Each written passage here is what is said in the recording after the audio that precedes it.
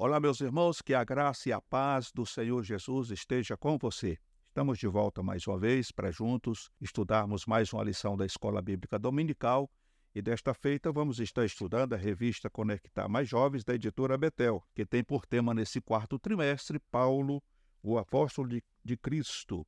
O comentarista é o pastor Sérgio Nascimento da Costa e a lição de hoje é a lição de número 11, que traz por título A Dramática Viagem a Roma. O texto de referência está registrado em 2 Coríntios, capítulo 11, versículo de 23 a 30. O versículo do dia vem dizendo: E na noite seguinte, apresentando-se-lhe o Senhor, disse: Paulo, tem ânimo, porque como de mim testificaste em Jerusalém, assim importa que testifiques também em Roma. Atos capítulo 23 e versículo 11. A verdade aplicada diz ainda: Deus conta conosco frente aos desafios da evangelização de povos e nações. Meus amados irmãos, os objetivos da lição de hoje, o primeiro deles é explicar como foi o naufrágio do navio de Paulo. Segundo, compreender que Paulo, com ousadia, anunciou o evangelho estando preso em Roma. E em terceiro, expor sobre a conscientização da urgência da evangelização de todos os povos. E a nossa oração é para que, assim como Paulo, não percamos a fé e o foco da missão em meio aos muitos desafios de nossa caminhada. A introdução desta lição de hoje vem dizendo que o apóstolo Paulo segue cumprindo o propósito de Deus para a sua vida e ministério. Ele vai em direção ao coração do Império Romano.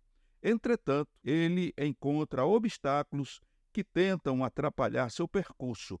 Mais uma vez, Deus se mostra na vida de seu servo e este consegue aproveitar as oportunidades.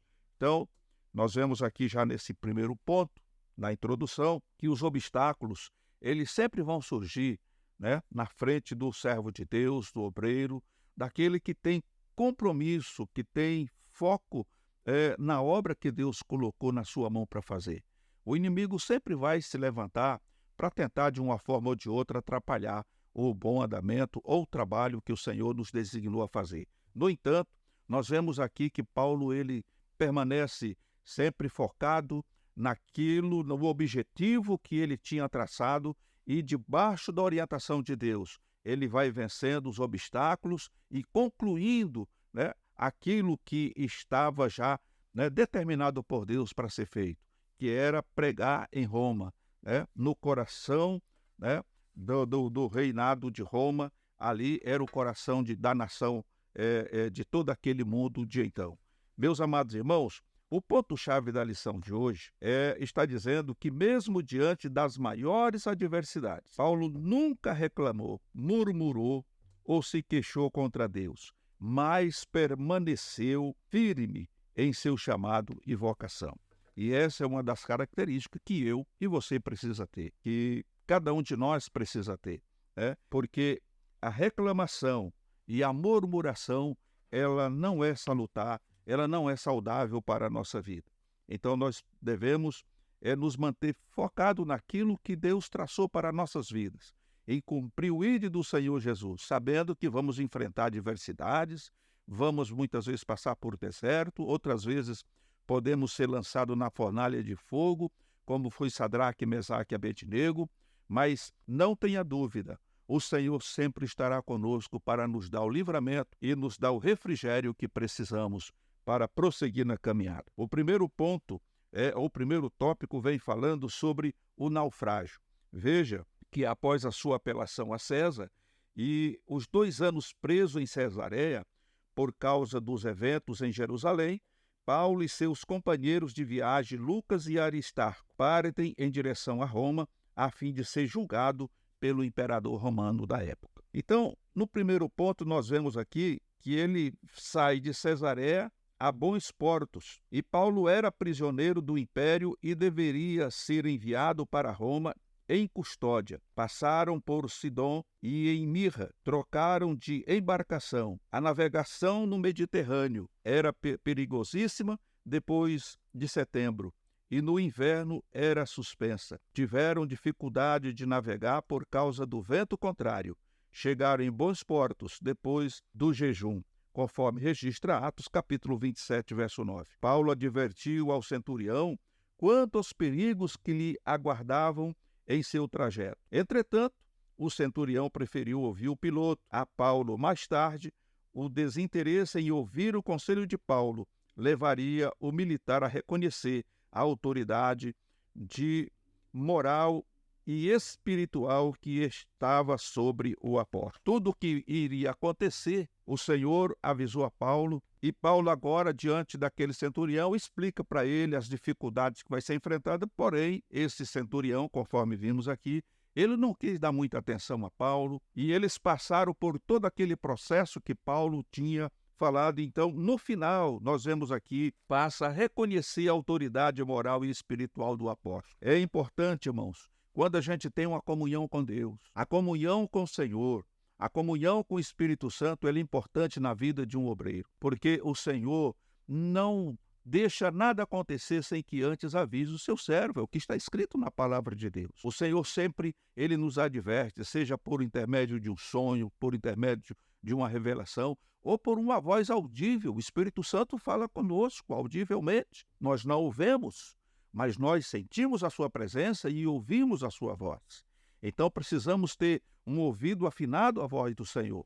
E nós vemos que Paulo tinha essa comunhão intrínseca com o Senhor, ao ponto do Senhor, orientá-lo. O Espírito Santo, conforme registra as Escrituras, estava com ele constantemente. Às vezes ele idealizava ir para um lugar e o Espírito Santo diz, não, você não vai, você vai por aqui, impedia, porque o Senhor é que deve guiar os nossos passos, o Senhor é quem deve guiar as nossas vidas para que nós possamos fazer e cumprir a vontade de Deus em toda a esfera terrena e humana neste plano em que estamos vivendo.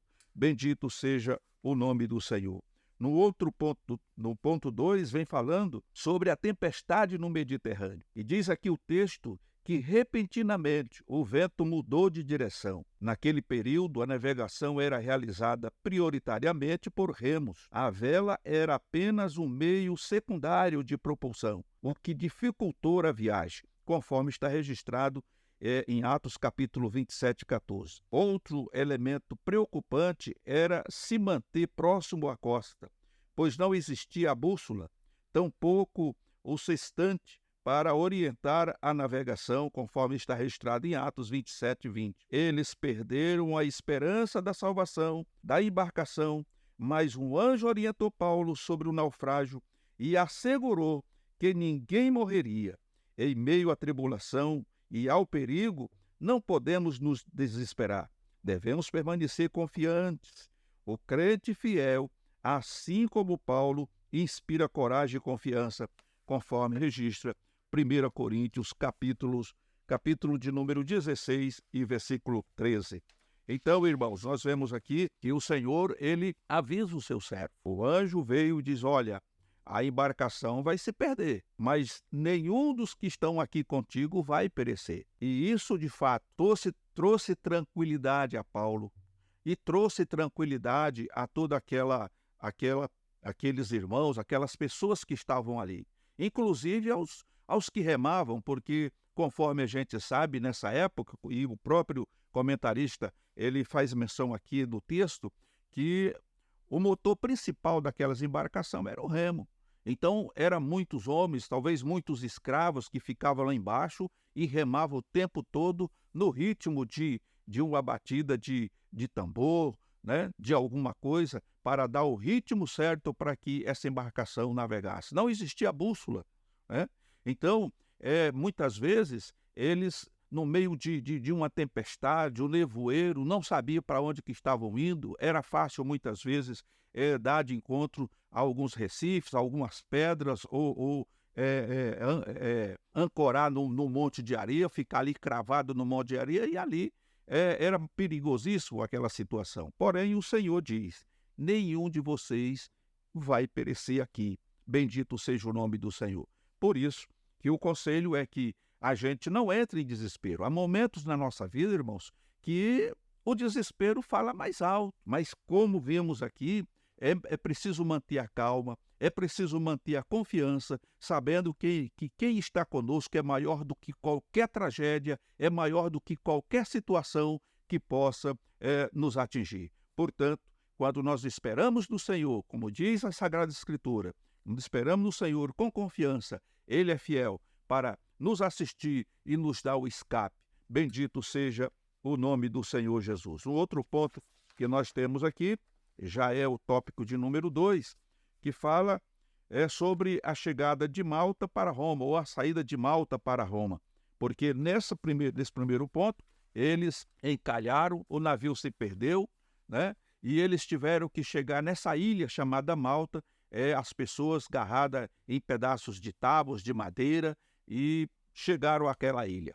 Ali naquela ilha, quando você lê o texto, você vai perceber que algumas coisas aconteceram ali, né? Uma delas foi, né, quando fizeram aquela fogueira para se aquecerem do frio, está escrito ali que Paulo, ali pegando uns gravetos, uma víbora, né, lhe pica, né, e fica pendurada, ele chacoalha ela no fogo. E as pessoas, quando vê aquilo, dizem assim: puxa vida, esse camarada não morreu afogado, mas agora vai morrer pelo veneno dessa víbora, dessa cobra. E passado o tempo, Paulo continuou vivo, o veneno daquela cobra não o atingiu, não fez dano algum na vida do apóstolo Paulo, para se cumprir, né? Porque, veja bem, há uma diferença entre você ser surpreendido por alguma coisa, ser atingido por alguma coisa, e outra coisa é você provocar uma situação, né? Como está escrito lá no Evangelho de Marcos: se beberem alguma coisa mortífera, não lhes fará mal algum. Agora, você não vai pegar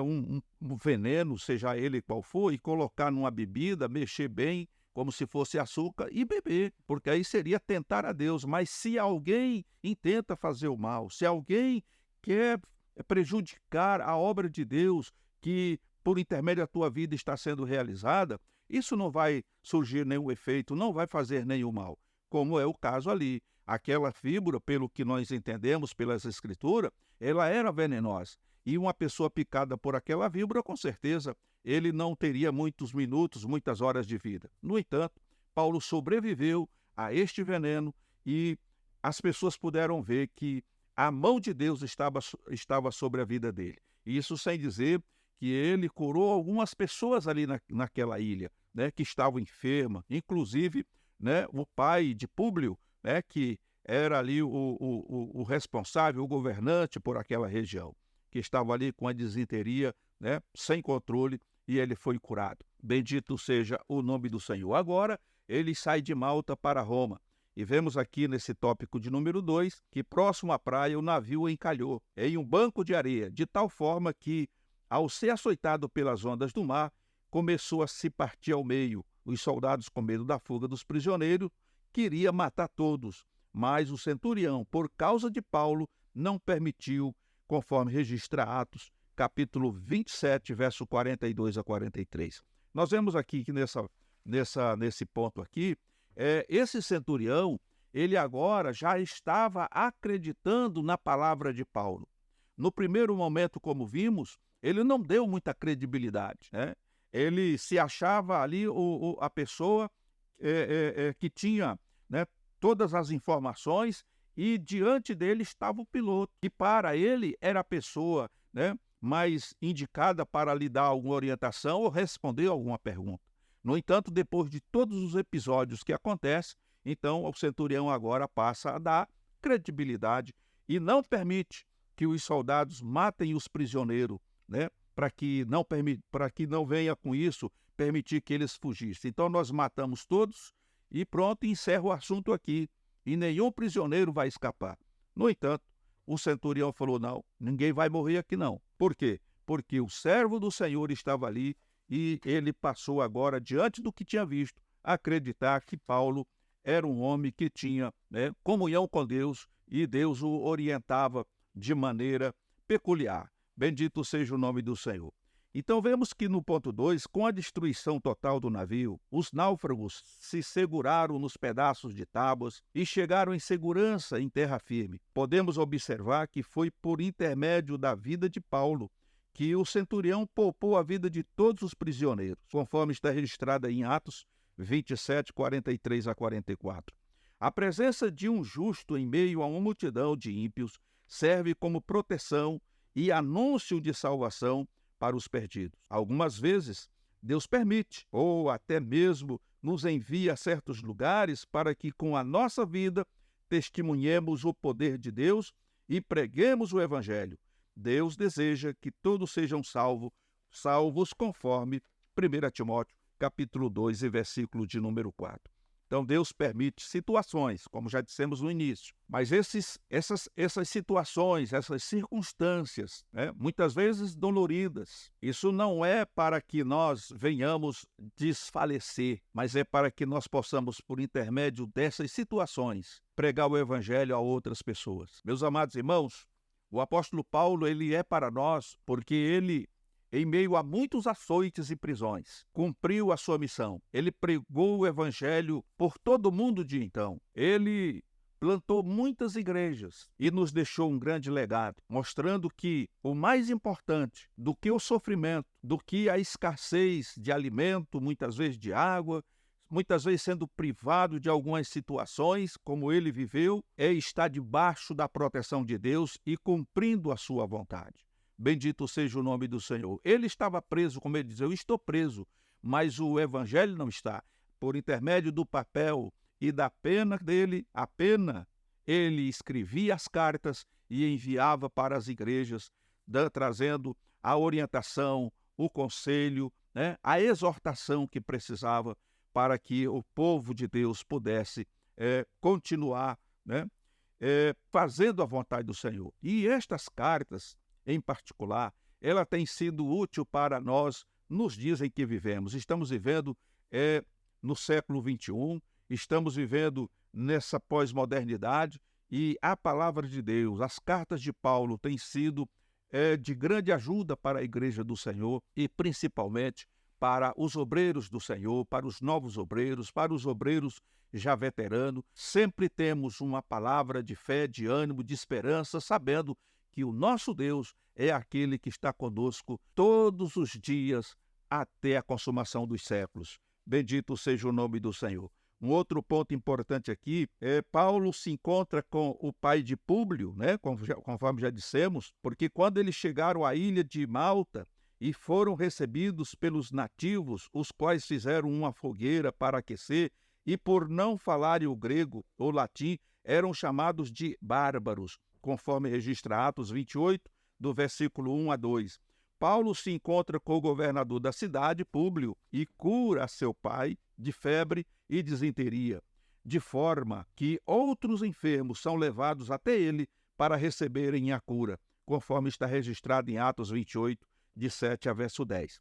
A salvação e a cura chegam até os mais necessitados por meio dos escolhidos de Deus. Podemos ver na passagem o poder na oração e da imposição de mãos, que tais práticas não estejam ausentes em nosso meio. Esse ponto, irmãos, eu tenho ele como de fundamental importância para a vida do obreiro, para a vida do cristão. Como já disse em lições anteriores, há pessoas que eu não sei por que razão eles declaram que eles não curam ninguém. Olha, irmãos, eu vou orar por você, eu vou impor minhas mãos, mas eu não curo. Quem cura é Jesus. Ou então, se Jesus quiser curar, ele cura. Se ele não quiser, não vai acontecer nada. Então, os irmãos não me culpem. Mas quando você olha os evangelhos e vê o que está registrado aqui nesse comentário, irmão, ele orou pelas pessoas, ele impôs as mãos. Mas a diferença entre impor as mãos e orar é que ele tinha comunhão com o Senhor.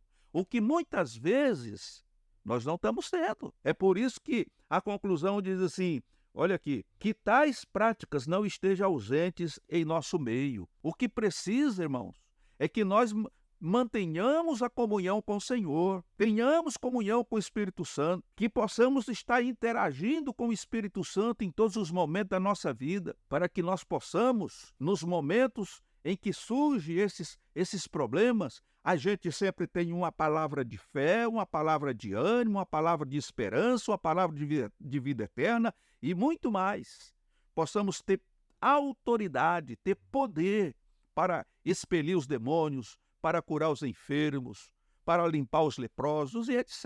É o que Jesus mandou. Jesus não disse, olha, você vai e quando você chegar num determinado lugar que tiver pessoas doentes, você me chama. Mas ele disse, eis que vos dou poder. Aleluia. Eu vos dou autoridade. Vocês vão pisar sobre toda a força do mal e nada vai resistir. Então há uma diferença do que se fazia na época de Jesus e mesmo durante, a primeira igreja, do que a gente tem visto hoje. Então isso é raro acontecer porque as pessoas elas estão intimidadas, elas estão medrosas ou elas não mantêm uma comunhão real com Deus, vive um evangelho de aparência. E isso tem prejudicado, porque muitas pessoas, assim como aconteceu com Jesus e aconteceu com os apóstolos, no início da primeira igreja, as multidões, irmãos, eles afluíam porque eles estavam vendo a mão de Deus operando através dos discípulos, através dos apóstolos. As pessoas hoje elas querem ver para poder crer. Então, quando você prega o evangelho com poder, com autoridade, com as operações de milagre, as pessoas elas vêm para ver e para poder receber alguma coisa da parte de Deus, Hoje há uma inversão também. As pessoas querem ganhar as outras para Jesus através de encher a barriga. Ou seja, é claro que essas necessidades são básicas e elas precisam ser feitas, mas eu não vou conseguir ganhar almas para Jesus enchendo a barriga de um, dando uma roupa para o outro, um calçado para o outro. Há algo muito mais importante. Eu preciso ajudar as pessoas necessitadas, assistir a necessidade dessas pessoas, levando aquilo que é necessário para aquelas pessoas, seja o pão, seja um medicamento, seja uma vida digna, uma moradia, ajudar, uma assistência social dentro da organização religiosa é muito importante, mas o mais importante é que as pessoas vejam o operar de Deus, que as pessoas vejam as mãos de Deus estendidas, operando os milagres, batizando com o Espírito Santo, paralítico levantando das cadeiras de roda, não como num teatro que muitas vezes, infelizmente, pessoas são pagas para fingir que é aleijado e depois, no meio daquele burburinho, se levantam para poder atrair as pessoas. Porque isso, irmão, não é de Deus. E um dia isso vai ser julgado. Que Deus tenha misericórdia de nós e dessas pessoas que fazem esses teatros por aí, mas que possamos, através do Espírito Santo, fazer a obra que o Senhor nos designou a fazer. Porque Ele nos capacitou para isso, e o Espírito Santo veio e está conosco, aleluia, para sempre. E Ele está comigo, está com você, estará com a igreja. Então a igreja precisa tão somente se colocar na posição, estar no prumo de Deus, para que possa ser vaso de fato e ser usado pelo Senhor para coisas grandiosas, porque foi o que o Senhor Jesus disse, coisas maiores do que esta vocês farão, porque eu vou para o Pai e enviarei o Consolador. Bendito seja o nome do Senhor Jesus. O outro ponto importante é que, no terceiro tópico, nós vemos que após Paulo chegar em Roma, ele fica numa prisão domiciliar. Então, Paulo e seus companheiros permaneceram 3 meses na ilha de Malta após o naufrágio e seguiram para Roma, conforme está registrado em Atos capítulo 28, do verso 11 a 14. Preso, mas livres para pregar. Em Roma foi permitido ao apóstolo permanecer em prisão domiciliar, possivelmente em uma casa alugada por ele mesmo, conforme registra Atos 28, 30. O revezamento entre os soldados da guarda permitiu que Paulo continuasse a pregar o evangelho aos soldados romanos. De acordo com Carnes, 1995, uma das formas de expansão do cristianismo primitivo foi através da conversão de soldados romanos que, devido suas movimentações pelas províncias do império, levavam a mensagem do evangelho a regiões aonde eram designados. O apóstolo se encontrava limitado, mas a palavra de Deus não encontra barreiras, pois ela cumpre o seu propósito. Isaías, capítulo 55, verso 11. Então, sem querer, sem talvez aquelas pessoas imaginar, eles estavam ouvindo Paulo pregar para eles, aqueles soldados, e eles agora se tornavam multiplicadores, ou pregadores do evangelho, porque eles, por onde eram designados aí, eles eram destacados muitas vezes para uma outra região, e naquela região falavam do amor de Deus e iam ganhando outras vidas para Jesus, e assim o evangelho estava se expandindo. Bendito seja o nome do Senhor. Como diz aqui, Paulo estava restrito, Paulo não podia ir, mas o evangelho não estava preso. Falava do amor de Deus, explicava todas as coisas conforme tinha acontecido, e aquelas pessoas absorviam, porque esse é o trabalho do Espírito Santo, né? O evangelho entra pelo ouvido, vem ao coração, e o Espírito Santo entra para convencê-los, né? Do pecado, do juízo e da justiça. E aquelas pessoas, agora convencidas e convertidas, se tornavam instrumentos de Deus para levar o evangelho a outros soldados e a outras pessoas, às suas famílias e etc. Bendito seja o nome do Senhor. Então vemos, irmãos, oportunidades para a evangelização. E é impressionante a capacidade que o apóstolo Paulo tinha de aproveitar as oportunidades. Era notória a sua segurança em Deus e seu sentimento de propósito e vocação. Paulo cantou e entoou louvores a Deus quando estava no cárcere em Filipos, conforme Atos 16, 25. Ele pregou a mensagem do evangelho diante de duas grandes autoridades, Pórcio Festo e Agripa, conforme está registrado em Atos, capítulo 26, do verso 24 a 27. E permaneceu confiante e sereno, mesmo sabendo que sua embarcação estava prestes a naufragar, conforme registra Atos 27 e 22. Seu senso de urgência na proclamação do evangelho é, no mínimo, contagiante. Ai de mim, se não anunciar o evangelho. 1 Coríntios, capítulo 9 e verso 16.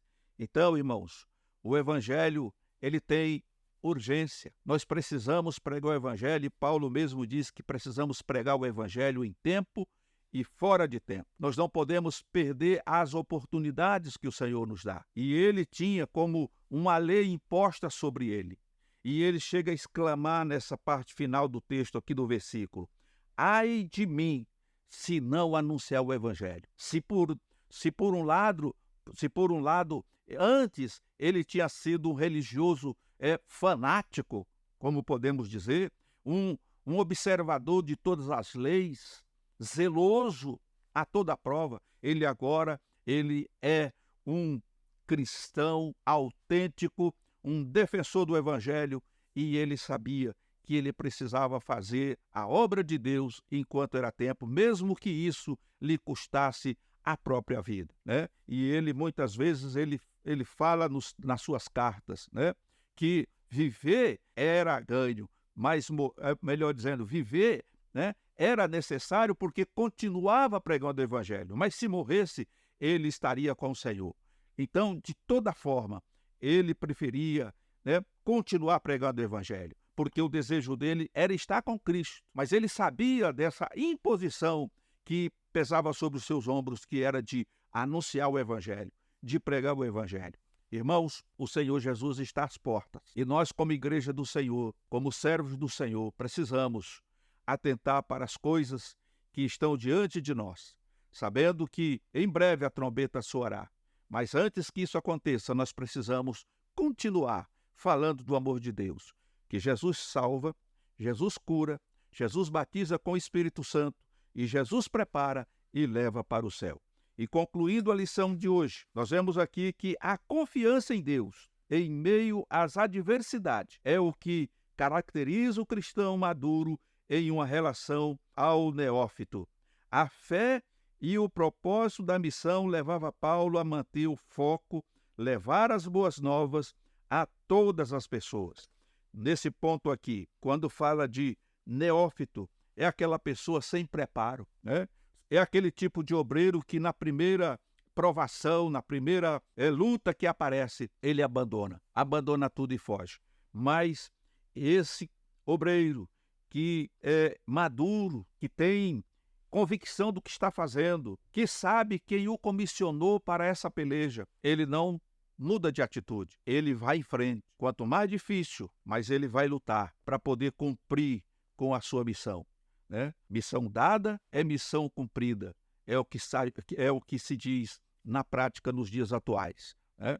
Num exército, quando um soldado recebe uma missão, pode doer muito, pode machucar bastante, mas uma vez que ele recebeu a missão, ele tem que cumprir ela. Então, missão dada é missão cumprida. E nós somos soldados do Senhor Jesus. Fazemos parte de um grande exército, um exército glorioso. Meus queridos irmãos, agradeço a Deus pela tua vida, agradeço a Deus por essa oportunidade que o Senhor nos dá de poder estarmos juntos, sempre estudando a palavra de Deus, trazendo aqui um panorama, trazendo aqui um pequeno ensino acerca do assunto que nós temos, né, em foco aqui. Claro que nós poderíamos abranger muito mais, nos aprofundar muito mais em cada tópico aqui, mas eu creio que isto é suficiente para você entender a chamada de Deus para a tua vida, como foi na vida do apóstolo Paulo. Portanto, que Deus te abençoe em Cristo e a paz do Senhor Jesus, e até uma próxima oportunidade.